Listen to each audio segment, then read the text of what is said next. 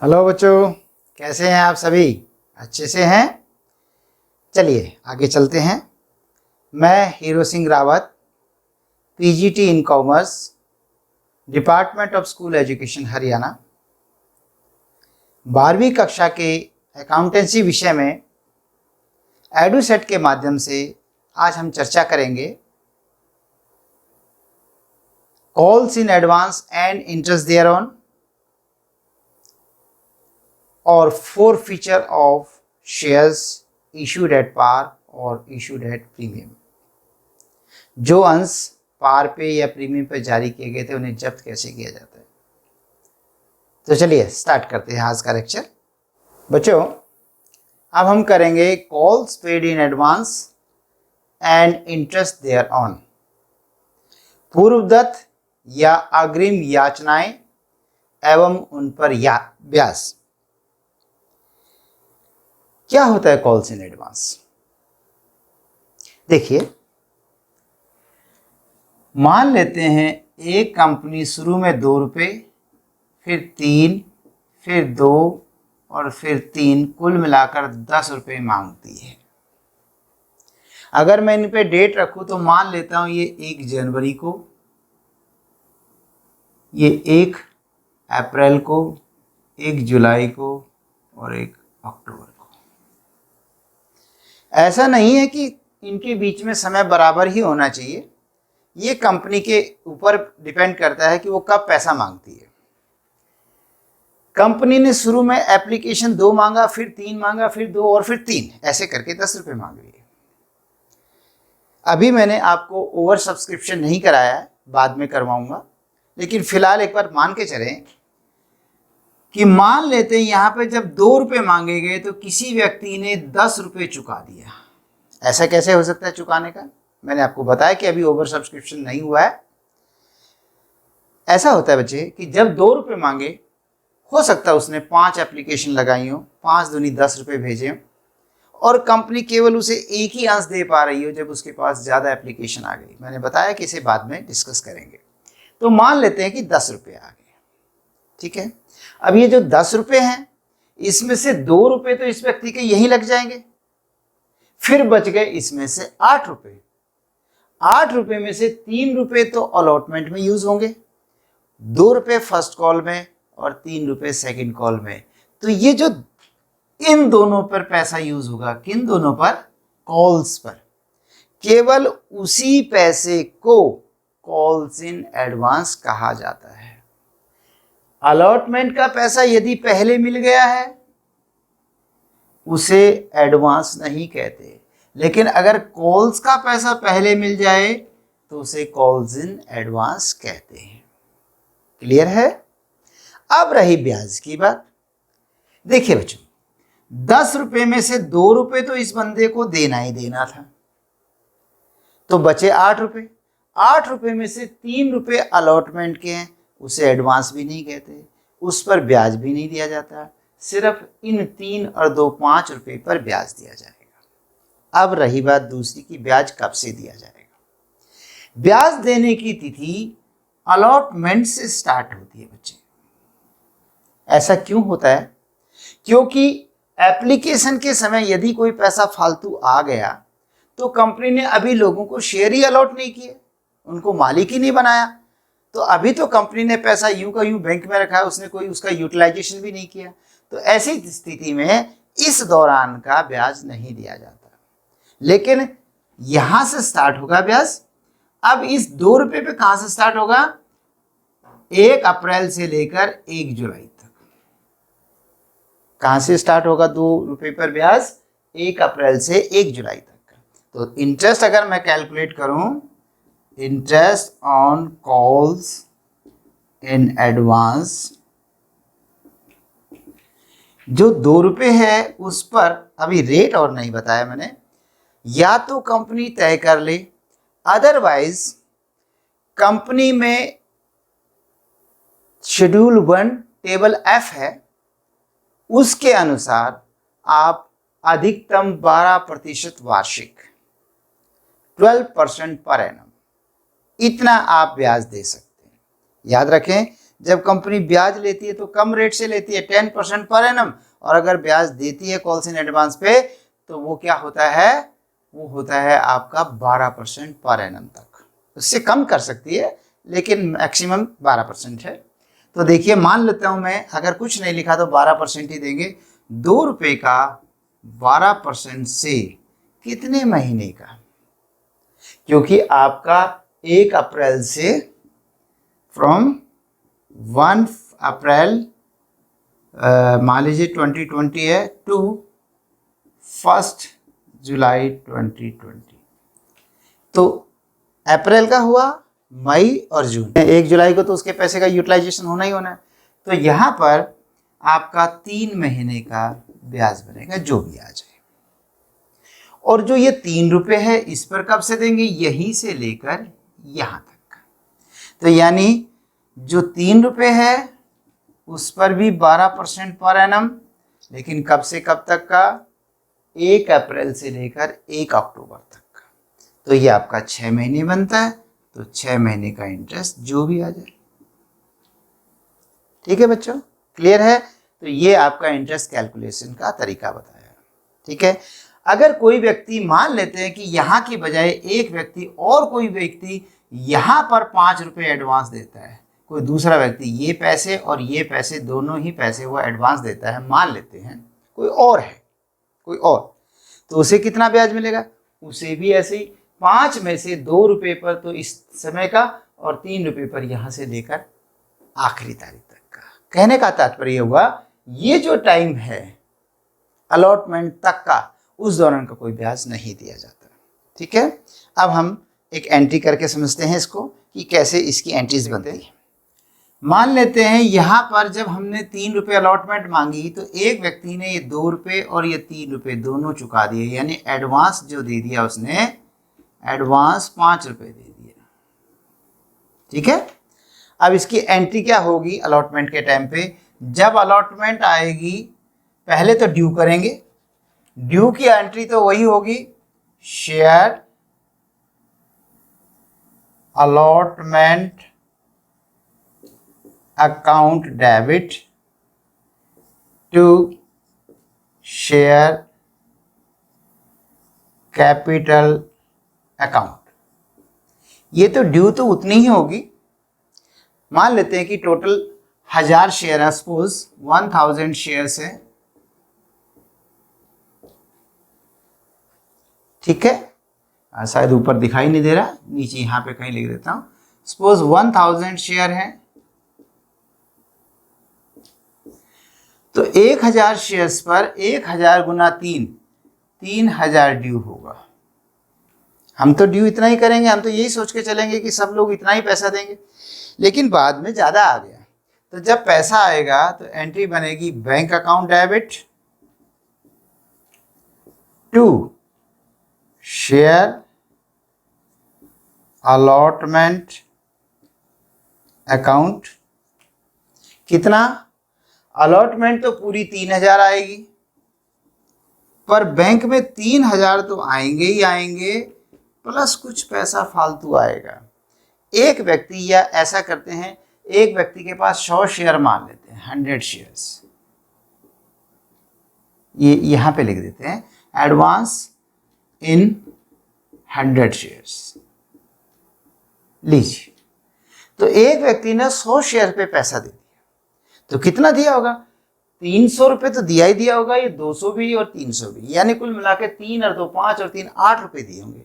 पर 8 में से 3 रुपये तो इसमें आ गए ना उसके, क्योंकि ये 3 रुपये अलॉटमेंट के जिससे भी मांगे तो सबके ही हैं, तो 100 रुपये वाला, 100 शेयर वाला भी इसी में है। लेकिन हाँ, ये 2 के पैसे एडवांस है, तो 500 रुपये एडवांस है, तो 500 रुपये को जो लिखा जाएगा वो लिखा जाएगा to calls in advance account. लीजिए, ऐसे स्टार्ट होता है कॉल्स इन अकाउंट। पहली बार calls in advance account credit होता है, और ये आगे चल के कटेगा, यानी एडजस्ट हो जाएगा तो डेबिट होता जाएगा। ठीक है, तो यहाँ पर बैंक में प्लस 500, तो मिलाकर 3500 रुपये आएंगे। जब फर्स्ट कॉल ड्यू करेंगे तो फर्स्ट कॉल ड्यू होगी तो share first call account debit to share capital account. कितना बच्चों? ये ड्यू होगा, due on 1000 shares at the rate of, ये शेयर है, at the rate of 2 each, 2000 रुपये ड्यू होगा। और जब बाद में पैसे आएंगे, bank account debit to share first call account. तो फर्स्ट कॉल तो पूरी 2000 होगी, पर बैंक में 2000 रुपये नहीं आएंगे। ऐसा क्यों? क्योंकि जिस बंदे ने पहले ये 2 रुपये एडवांस दे दिया वो दोबारा क्यों देगा भला? सोच के बताओ, देगा क्या? नहीं देगा ना। तो 100 शेयर पे 200 रुपये नहीं आएंगे, तो बाकी आपके 1800 रुपये आएंगे, और 200 रुपये जो कम पड़ेंगे वो यहाँ से एडजस्ट किए जाएंगे। जो ऊपर कॉल्स इन एडवांस है ना, वो यहाँ एडजस्ट हो जाएगा, call in advance account debit, ऐसे हो जाएगा बच्चों। ठीक है। इसी तरह से सेकंड कॉल ड्यू की जाएगी, पूरी 1000 गुना 3 3000 की जाएगी। लेकिन बैंक में जब आएंगे तो 3000 में से 100 गुना 3 300 रुपये नहीं आएंगे, तो बाकी 2700 रुपये आएंगे। तो 300 रुपये कॉल्स इन एडवांस कट जाएगा। तो देखिए 500 में से 200 रुपये यहाँ एडजस्ट हो गया और 300 रुपये वहाँ एडजस्ट हो जाएगा। कर लेंगे अब, ठीक है। चलिए अब हम चलते हैं, आज का मेन जो हमारा टॉपिक है वो है फोरफीचर ऑफ शेयर्स। बच्चों अब हम शेयर को जब्त करना सीखेंगे। क्यों करती है कंपनी जब्त? देखिए होता क्या है, कंपनी पैसे को टुकड़ों में मांगती है, ठीक है। अब कुछ लोग ऐसे भी होते हैं जो एप्लीकेशन के बाद आगे पैसा नहीं देते, कहीं ना कहीं कोई गलती कर देते हैं। वो उनकी अपनी आर्थिक स्थिति कमजोर होने की वजह से हो सकता है, उन्हें कंपनी का भविष्य अच्छा ना लग रहा हो इसकी वजह से हो सकता है, और कोई भी सर्कमस्टांसेस हो सकते हैं। तो ऐसी स्थिति में होता क्या है, पहले कंपनी उन्हें नोटिस भेजती है, और वो नोटिस भी कम से कम उन व्यक्तियों के पास 14 दिन पहले पहुंच जाना चाहिए, और उसमें बिल्कुल स्पष्ट रूप में वर्णित होना चाहिए कि यदि आप जो राशि आपकी देय है, बकाया है, वो और साथ में उसका ब्याज निर्धारित तिथि तक नहीं दे पाएंगे तो आपके अंश जब्त कर लिए जाएंगे। और यदि कोई व्यक्ति उस समय के उपरांत भी, समय बीतने तक, जो निश्चित तिथि वहां तक भी नहीं देता, तो ऐसे में कंपनी मजबूर हो जाती है और फिर वो उसके अंशों को जब्त कर लेती है। अब ये जब्त क्या होता है? जितना पैसा उस व्यक्ति ने दे दिया है वो सारा कंपनी के पास रहेगा, और शेयर भी वापस कंपनी के पास आ जाएगा। और कंपनी क्या करेगी? इस शेयर को बाद में किसी अन्य व्यक्ति को बेचकर अपनी पूर्ति करेगी। ठीक है, तो चलिए स्टार्ट करते हैं कि कैसे करते हैं। Forfeiture of shares issued at par, उन शेयरों को जब्त करना जो कभी पार पर इशू किए गए थे, सम मूल्य पर इशू किए गए थे। हमने यहाँ पर एक एग्जाम्पल बना लिया है, एक शेयर से शुरू करेंगे, फिर उसको अगर 100 शेयर है तो 100 से मल्टीप्लाई कर दो, 200 शेयर है तो 200 से मल्टीप्लाई कर दो। मान लेते हैं एक शेयर 10 रुपए का है, जिसमें 3 2 करके 4 हिस्सों में पैसा मांगा है। Application, allotment, first call and second and final call, 4 हिस्सों में मांगा गया। केस नंबर 1, केस नंबर 1, जब किसी व्यक्ति ने एप्लीकेशन तो दे दी हो, उसने अलॉटमेंट नहीं दी, फर्स्ट कॉल नहीं दी, और सेकंड एंड फाइनल कॉल भी नहीं दी।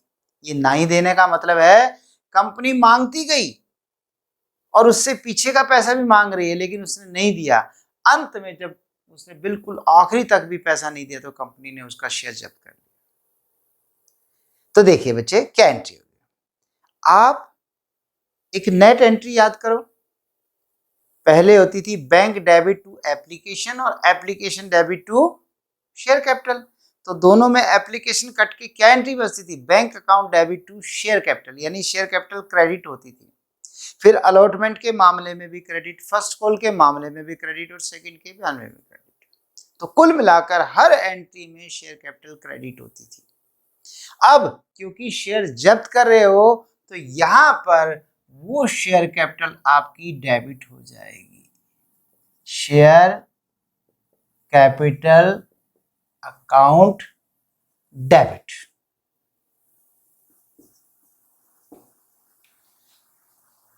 ठीक है, क्या हो जाएगी, शेयर कैपिटल डेबिट।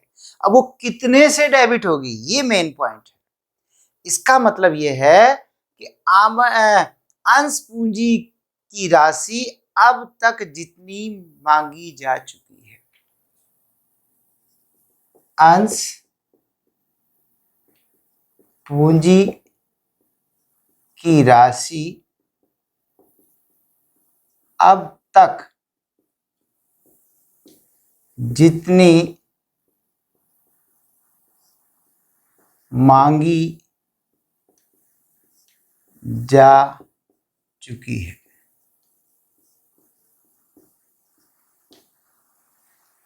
अंश पूंजी की राशि अब तक जितनी मांगी जा चुकी है उतनी डेबिट करना है।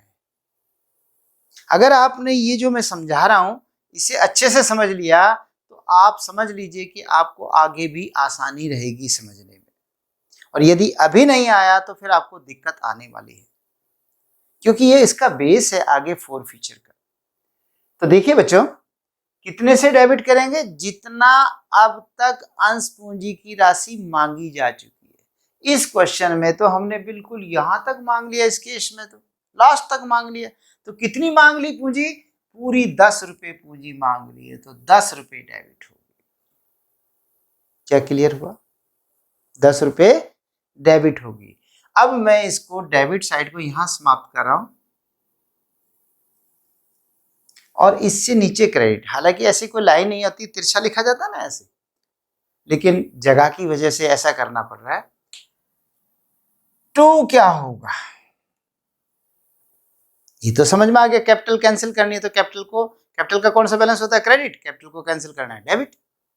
तो टू क्या करेंगे, टू करेंगे जो जो राशियां उन्होंने नहीं दी है, जो जो नहीं दी उनको डेबिट कर दो। क्या नहीं दिया, एप्लीकेशन। ऐसा तो हो ही नहीं सकता कोई एप्लीकेशन ना दे, ये तो 100% एप्लीकेशन मिलेगी। तो क्या हो सकता है, पहली गलती हो सकती है अलॉटमेंट से हो जाए, ऐसा जरूरी नहीं कि हो ही हो। जैसे कि इस केस में, इस केस में, इस केस में उसने दे दिया, पर अगर कोई गलती करेगा भी शुरुआत तो वो अलॉटमेंट की डेट से शुरू करेगा। तो अलॉटमेंट यदि नहीं दी है तो आप कैंसिल कीजिए। अलॉटमेंट डेबिट हुई है, अब अलॉटमेंट को आप कैंसिल करेंगे तो अलॉटमेंट को टू शेयर अलॉटमेंट लिखेंगे। बच्चों याद है आपको एक बात, मैंने कॉल्सिन एरियर के बारे में 2 तरीके बताए थे। उसमें यह बताया था कि अगर कोई व्यक्ति पैसा नहीं देता तो हमारे पास 2 तरीके थे, एक तो कॉल्सिन एरियर अकाउंट खोल के कर सकते हैं, और दूसरा था कि कॉल्सिन एरियर ना करके बस राशि कम लिख देते हैं। अलॉटमेंट कम दी तो अलॉटमेंट कम लिख दो, क्रेडिट कम करो, फर्स्ट कॉल कम कर दो, सेकंड कम कर दो, और बाद में अब जब्त करते समय ध्यान रखिए, क्योंकि मैंने वहां पे अलॉटमेंट कम क्रेडिट की थी, अब जो बाकी बच गई यहां हो रही है। लेकिन शर्त क्या है, अगर मैंने कॉल्सिन एरियर अकाउंट ना खोला हो तो, और अगर कॉल्सिन एरियर खोला था तो फिर कॉल्सिन एरियर होगा। ठीक है, चलिए फिलहाल तो यहाँ शेयर अलॉटमेंट, यहां पर कितना होगा, आवंटन के समय न चुकाई गई राशि से, यानी तीनों को मैं एक साथ ही लिख दूंगा कि यहां पर कितना होगा, जो राशि उसने अलॉटमेंट के समय नहीं दी। कितनी नहीं दी, 2 रुपए, तो आप 2 रुपए लिख दीजिए ना।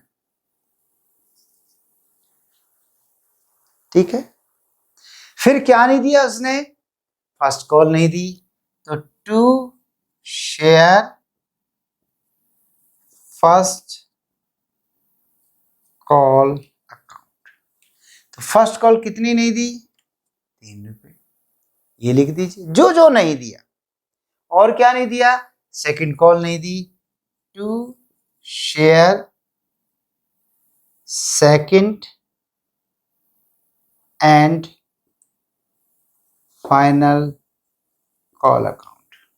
कितना नहीं दिया भाई? 2 रुपए। इन तीनों के बारे में मैं एक ही लाइन लिख देता हूं कि जितनी राशि प्राप्त नहीं हुई, जितनी भी राशि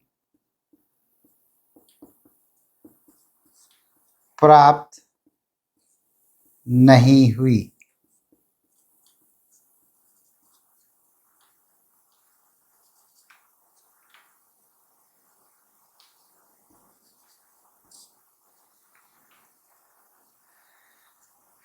इन पर लिख दीजिए, इन पर जितनी भी राशि प्राप्त नहीं हुई। तो इन्हें कैंसिल कर दिया, मैंने कंप्लीट कर दिया। ठीक है। अब रही बात, देखिए इसमें 10 रुपए में क्या आया, गौर करो। कौन सा है? जो आ चुका वो है, जो नहीं आया वो है। जरा देखें, कैपिटल हमने यहां तक मांग ली थी और ये तो हर व्यक्ति देता ही देता है। इसका मतलब है इसके अंदर दोनों चीज आई हुई है। कौन सी दोनों? जो मिल गया वो भी और जो नहीं मिला वो भी। और ये कौन सा है? जो नहीं मिला। ये कौन सा था? जिसमें मिल भी गया और नहीं भी मिला। ये सिर्फ नहीं मिला, तो बाकी बच गया तो मिला हुआ, है ना। तो मिला हुआ बच गया, तो उसे जो कहेंगे उसको कहेंगे to share forfeiture account. To share forfeiture account. तो यहां पर जो मिला है 3 रुपए मिला है, तो सिर्फ 3 रुपए पे, यानी इसमें लिखेंगे जितनी अंश पूंजी की राशि प्राप्त हो चुकी है। ठीक है बेटा, क्या लिखेंगे? जितनी भी अंश पूंजी की राशि प्राप्त हो गई है, जितनी भी अंश पूंजी की राशि प्राप्त हो चुकी है। राशि वास्तव में प्राप्त हो चुकी है, ये प्राप्त हो चुकी है।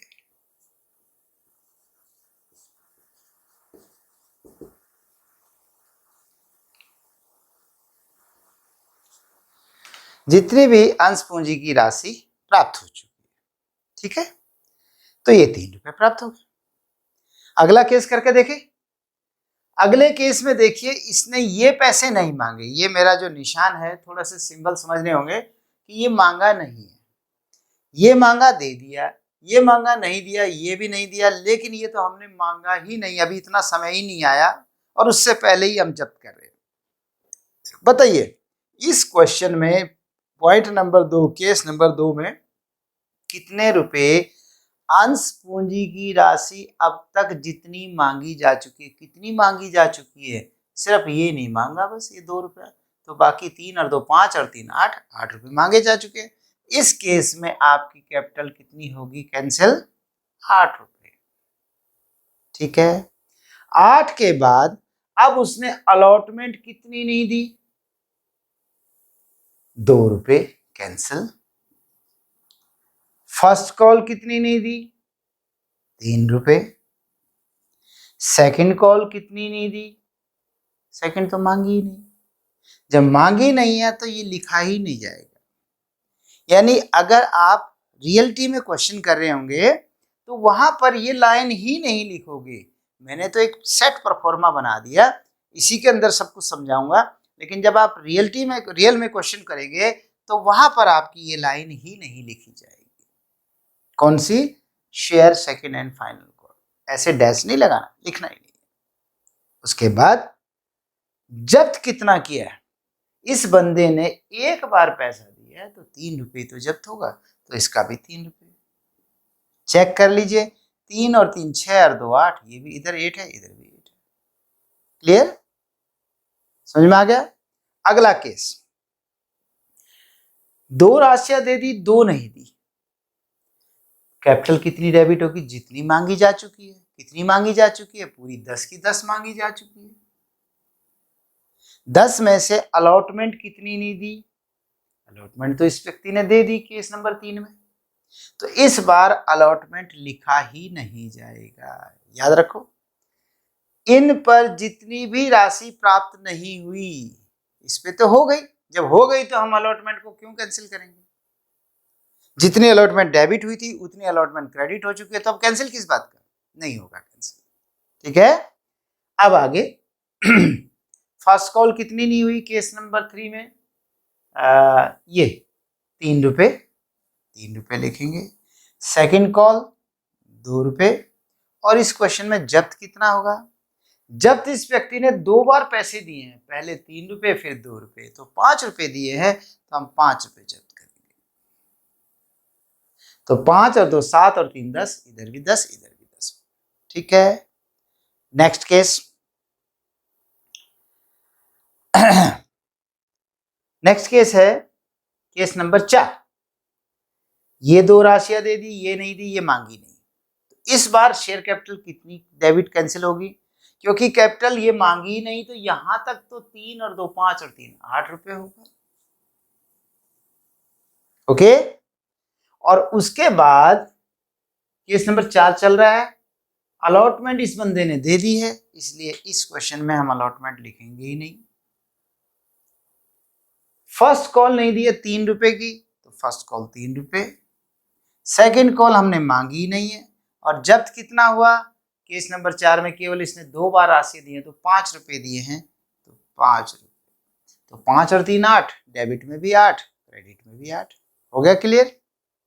ठीक है, चलिए आगे चलते हैं। Case number 5। केस नंबर 5 में ये राशि दे दी, ये नहीं दी, ये 2 मांगी नहीं। अब बताइए कितने रुपए कैपिटल डेबिट करेंगे? सोचो, सोचिए, क्या ये दोनों दिए हैं? मांगे नहीं, तो ये दोनों मांगा गया, तो ये 3 और 2 5, तो इस केस में 5 होगा।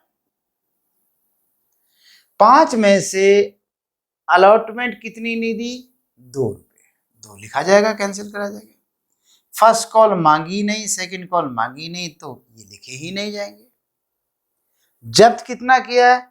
जब्त इस बंदे ने एक बार पैसा दिया है 3 रुपए, तो 3 रुपए के हिसाब से 3 और 2 5 रुपए, इधर भी 5 इधर भी 5। क्लियर? और केस नंबर 6, केस नंबर 6 है, तीनों राशि दे दी, सिर्फ अंतिम राशि नहीं दी है। तो तीनों दे दी, मांगा कितना? टोटल 10 रुपए मांग लिया। उसमें से उसने अलॉटमेंट और फर्स्ट कॉल दे दी, इसलिए अलॉटमेंट और फर्स्ट कॉल को डैश लगा देंगे। सेकंड कॉल नहीं दी 2 रुपए की, तो सेकंड कॉल हो जाएगा 2 रुपए। और जब्त राशि कितनी हो गया? इसने 3 बार राशि दी है, 3 और 2 5 और 3 8 रुपए, तो 8 रुपए दिए। अगर यही क्वेश्चन 5000 शेयर्स का हो तो इनको 5000 से गुना कर दो, 200 शेयर का हो तो 200 से गुणा कर दो, बस हो गया सब। ठीक है बच्चे, तो ये था आपका forfeiture of shares issued at par. समझ में आ गया बच्चे? देख लीजिए, क्लियर हो गया होगा। चलिए आगे, चलिए अब हम करते हैं forfeiture of shares issued at premium. वो अंश जो प्रीमियम पर जारी किए गए थे, अगर वो जब्त करने पड़े तो कैसे जब्त करेंगे। थोड़ा सा बदलाव किया है क्वेश्चन में। जो यहां पर राशियां हैं कुल मिलाकर 13 रुपए मांगे गए हैं। ठीक है, 3 5 3 2 और प्रीमियम यहां पर लिखा गया है।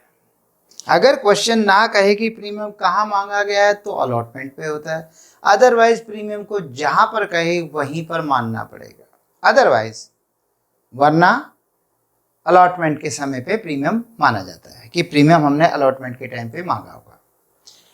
कुल मिला के 13 रुपये मांगे बेटे। इसका पोस्टमार्टम करेंगे तो हमें पता है कि इसके अंदर जो शेयर कैपिटल है, शेयर कैपिटल, वो 10 रुपये है। अंश पूंजी जिसे कहते हैं, ये जो अंश पूंजी लिखा हुआ है ना, शेयर कैपिटल, तो ये 10 रुपये है।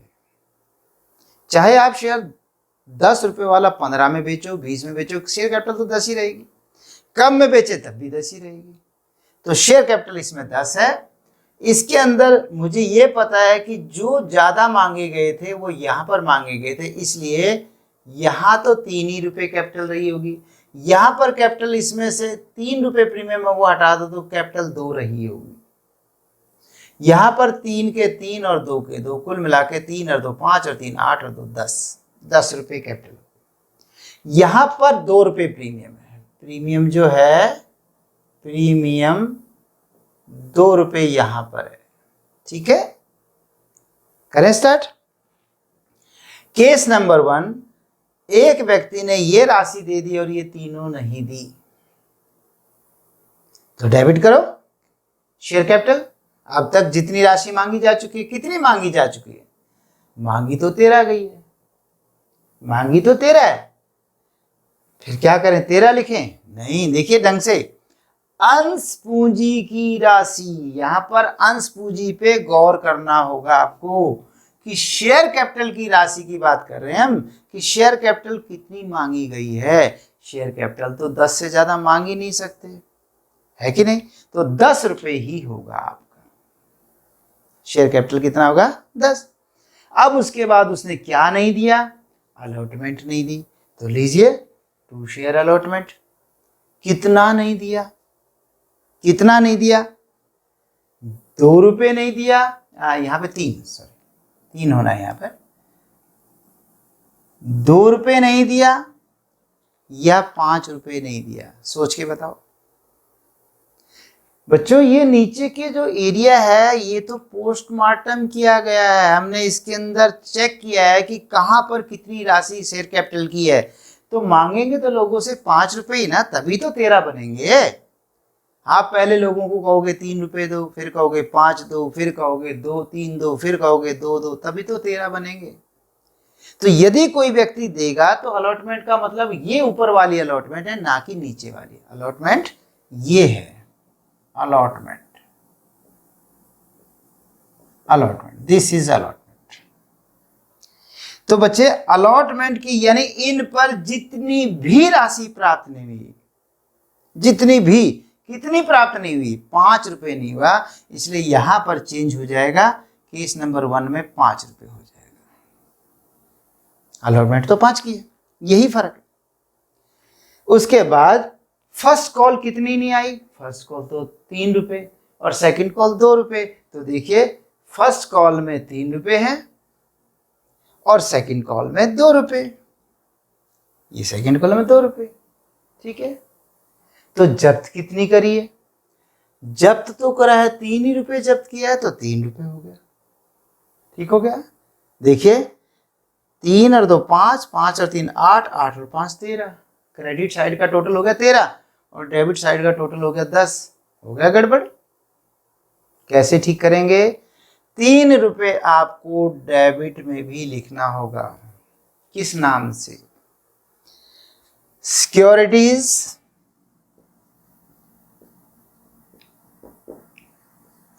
Premium reserve account debit. लीजिए सिक्योरिटीज प्रीमियम रिजर्व अकाउंट को डेबिट करेंगे।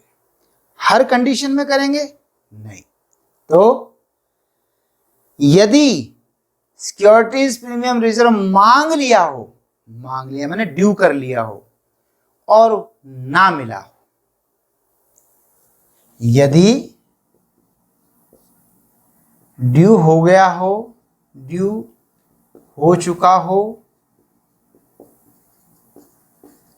परंतु प्राप्त न हुआ हो,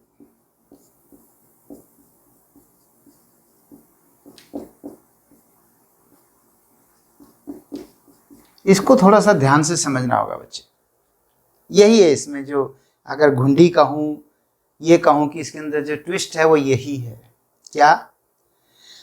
अगर कोई व्यक्ति मतलब कंपनी प्रीमियम कुछ यहाँ मांगे, कुछ यहाँ मांगे, कुछ यहाँ मांगे, कुछ यहाँ, मान लो चारों जगह मांगती, ठीक है, और क्योंकि एप्लीकेशन के टाइम का तो प्रीमियम भी पक्का देगा अगर प्रीमियम है तो वो प्रीमियम तो कैंसिल ही नहीं करना है, क्योंकि प्रीमियम मिल गया तो उसे कैंसिल नहीं किया जाता।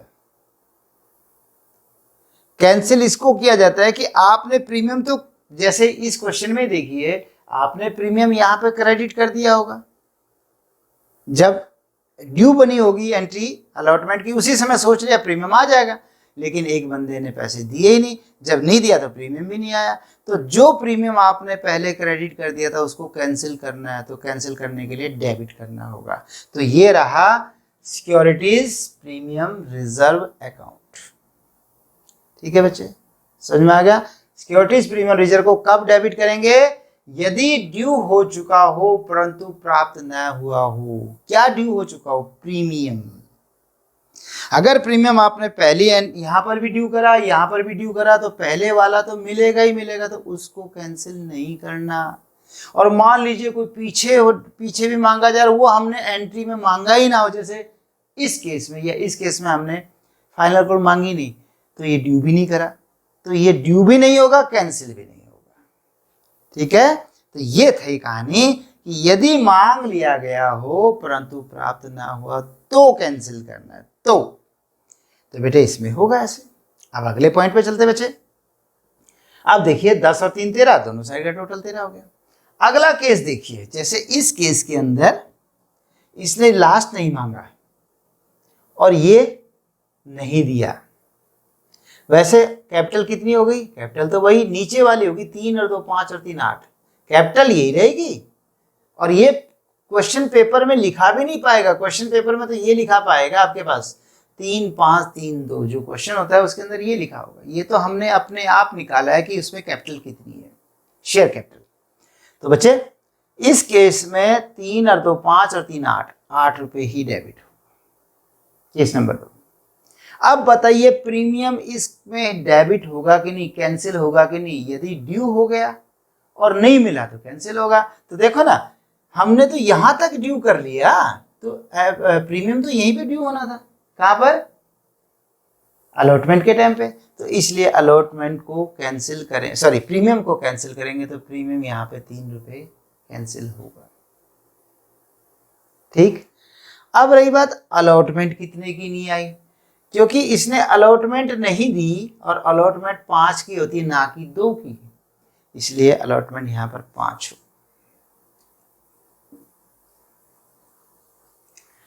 और बाकी फर्स्ट कॉल इसकी तो वही की वही 3 रुपये, सेकेंड कॉल मांगी नहीं है, और जब्त राशि केवल इसने 3 रुपये दिए तो 3 रुपये।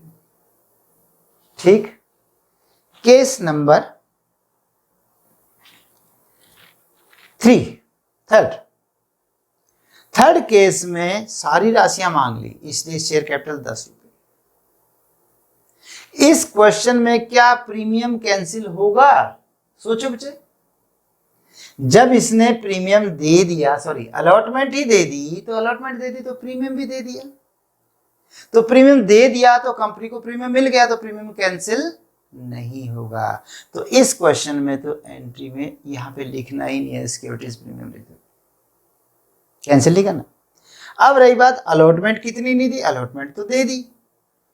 थर्ड केस में चल रहे ना, फर्स्ट कॉल 3 रुपये नहीं दी, सेकंड कॉल 2 रुपये नहीं दिए। देखिए, और जब्त राशि ये 2 जब्त हैं। कितनी जब्त हैं? पहली बार उसने 3 रुपये दिए और दूसरी बार 5 रुपये दिए, तो कितने जब्त हो गए? 8 रुपये, क्योंकि उसने 8 रुपये दिए। रॉन्ग। कैसे? ठीक है मैं मानता हूं 3 पहले दिए, 5 बाद में दिए, लेकिन 5 में से 3 तो प्रीमियम के थे, तो वो तो प्रीमियम में चले गए ना, कैपिटल के। अब यहां पर देखिए, हम इसके लिए मैंने एक जगह पहले से छोड़ी हुई थी, अब लिखेंगे जितनी भी अंश पूंजी की राशि वास्तव में, ये मैंने पहले से छोड़ा हुआ था ताकि आपको समझा सकूं, वास्तव में प्राप्त हो चुकी है। जितनी भी अंश पूंजी की राशि, इस पे फिर गौर करना, यहां पर आप जो जब्त करेंगे केवल शेयर कैपिटल की राशि जब्त करेंगे। यदि प्रीमियम आपके पास आ गया, प्रीमियम कंपनी के पास आ गया तो कंपनी का ही होता है, पर उसे जब्त नहीं कहा जाता, ऐसा शब्द का यूज नहीं किया जाता जब्त का, वो तो प्रीमियम है। तो बच्चे यहाँ पे लिखेंगे जितनी भी अंश पूंजी की राशि वास्तव में प्राप्त हो चुकी है। तो यहां पर मैं मानता हूं 5 रुपए मिले हैं केस नंबर 3 में, पर कैपिटल के जो मिले हैं उसमें 3 और 2 5, तो 5 रुपए आपका यहाँ पर केस नंबर 3 में हुआ। अब देखिए 5 और 2 7, 7 और 3 10, और इधर हो गया 10। ठीक है। केस नंबर 4, लास्ट वाला नहीं मांगा, तो यहां तक मांगा, तो यहां तक कैपिटल की बात करें तो 3 और 2 5 और 3 8, ये लाइन आपको जरूर बनानी पड़ेगी ताकि आपको दिक्कत ना आए समझने में। हर क्वेश्चन को आगे करते समय ये लाइन का यूज करें। 3 और 2 5 और 3 8, तो 8 रुपए हो गए। अब क्या इसने प्रीमियम दे दिया केस नंबर 4 में? यस, जब इसने अलॉटमेंट दे दी तो प्रीमियम भी दे दिया, तो कैंसिल कुछ भी नहीं होगा यहाँ पे। अब उसके बाद उसने फर्स्ट कॉल नहीं दी 3 रुपए, ये रही। सेकंड कॉल नहीं दी, सेकंड कॉल मांगी नहीं है तो डैश हो गया। और जब्त राशि इस बंदे की केस नंबर 4 में इसने 2 बार दी है, 3 और 5 8, लेकिन उसमें कैपिटल के तो 3 और 2 5 है, तो कैपिटल के 5 ही रहेंगे। ठीक है। नेक्स्ट केस नंबर 5, ये देखिए इसने ये नहीं दिया, तो यहां तक कैपिटल मांगी गई, तो यहां तक वैसे तो 8 रुपए, लेकिन कैपिटल की बात तो 5 ही होगी ना, तो कैपिटल 5 रुपए। क्या इस बंदे ने प्रीमियम दे दिया? ये दिख रहा है अलॉटमेंट नहीं दी तो प्रीमियम नहीं दिया, इसलिए इसका प्रीमियम कैंसिल करना होगा 3 रुपए।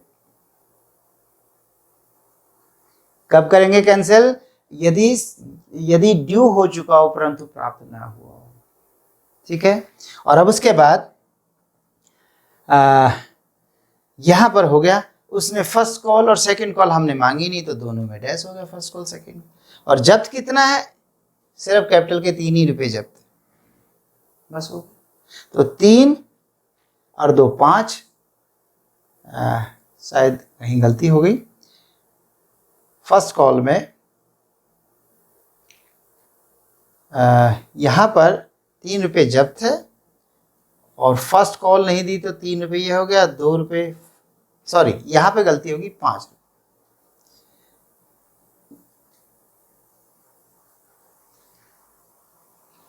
यहां पर देखिए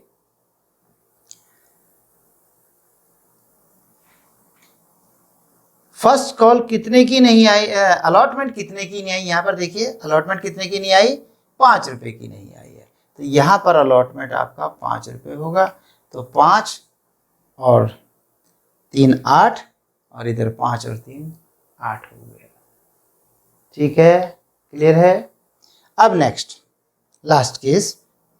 लास्ट केस में देखिए सारी राशियां मांगी जा चुकी, पर उसने ये नहीं दी लास्ट वाली, तो मांग तो पूरा 10 रुपए लिया। क्या उसने अलॉटमेंट नहीं दी? अलॉटमेंट दे दी, इसलिए प्रीमियम कैंसिल नहीं होगा। अलॉटमेंट कितनी नहीं आई? आ चुकी, फर्स्ट कॉल भी आ चुकी, डैश। और जो नहीं दिया फाइनल कॉल 2 रुपए नहीं दी। जब्त राशि इस बंदे ने 3 बार पैसे दिए हैं, ये रे 3 बार, 3 और 5 8 और 3 11, लेकिन उसमें से 11 रुपए में से प्रीमियम के 3 रुपए आए हैं, तो कैपिटल के तो यही आए ना, 3 और 2 5 और 3 8, तो कैपिटल के 8 हो गए। ठीक है, ओके। चलिए अब बच्चों समय को मद्देनजर रखते हुए इस लेक्चर को हम यहीं पर रोक रहे हैं। रेशियो ऑफ फॉरफिटेड शेयर्स इससे अगले लेक्चर में करवाया जाएगा। Okay, bye bye, take care.